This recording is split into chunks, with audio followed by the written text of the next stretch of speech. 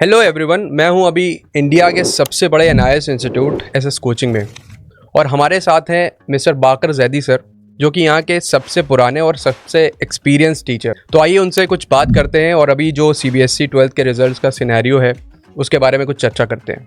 तो hello sir, how are you? तो sir, अभी जैसे रिजल्ट आया 12th का सीबीएसई का और करीब 15% बच्चे फेल हो गए या कंपार्टमेंट भी आई है बहुत से बच्चों की, तो उनके लिए अब सेकेंड ऑप्शन क्या बच जाता है? देखिए, ये रिज़ल्ट जो है वो एंडिंग है और इसमें बहुत ज़्यादा सोचने की ज़रूरत नहीं है। स्टूडेंट के सामने ऑप्शन हैं। स्टूडेंट एनआईओएस की तरफ जा सकता है जी, उसमें वो अपने ईयर को भी बचा सकता है और कैरियर को भी बचा सकता है जी।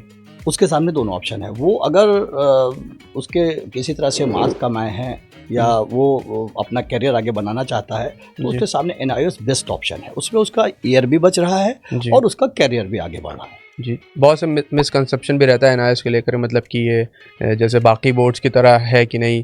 तो एनआईएस तो भारत सरकार का बोर्ड है। इसकी मार्कशीट के ऊपर आपने देखा होगा कि एक ऐसा बोर्ड है कि जिस पे सबसे पहले भारत सरकार, गवर्नमेंट ऑफ इंडिया लिखा होता है। जी। तो कुछ सोचने की जरूरत है। बिल्कुल, मतलब जैसे बाकी बोर्ड्स हैं वैसे बिल्कुल जैसे बाकी बोर्ड है वैसे एनआईएस। तो सर, फेल तो बच्चे हुए ही हैं।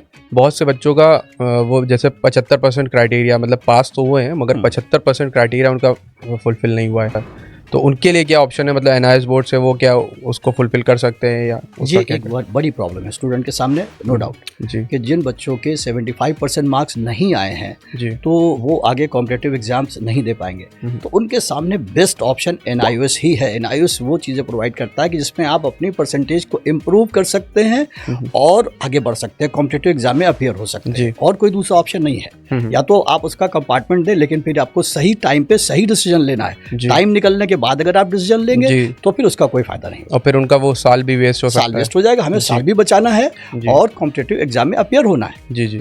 तो एनआईएस से अगर वो मतलब आगे एग्जाम देंगे तो आगे एलिजिबल रहेगा। एलिजिबल रहेगा। तो सर, जैसे बहुत से बच्चों का आरटी या कंपार्टमेंट जो आता है, किसी 3 सब्जेक्ट में फेल हो गए, तो फौरी तौर पे एनआईएस क्या ऑप्शन देता है?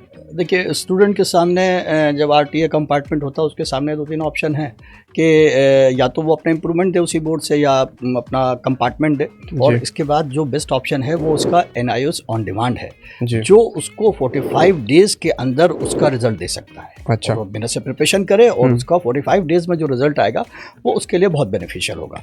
हाँ, तो इससे उसके साथ में ये भी होगा कि उसकी परसेंटेज भी इम्प्रूव हो जाएगी अगर परसेंटेज कम है, और आगे कहीं भी वो एलिजिबल हो। बाकी मतलब हायर एजुकेशन में कुछ भी कहीं पर भी वो अपनी इस मार्कशीट को लगा सकता है। 45 डेज के अंदर उसकी प्रॉब्लम सॉल्व हो जाएगी। जो एक बिग प्रॉब्लम उसकी बनी हुई है कि वो क्या करे, अब किस तरह से इस एग्जाम को क्लियर करे, तो एनआईओएस उसके लिए 45 डेज का टाइम दे रहा है। टाइम रहते हुए, टाइम के अंदर अगर आप सब काम कर लें तो वो आपका प्रॉब्लम सॉल्व हो जाएगी।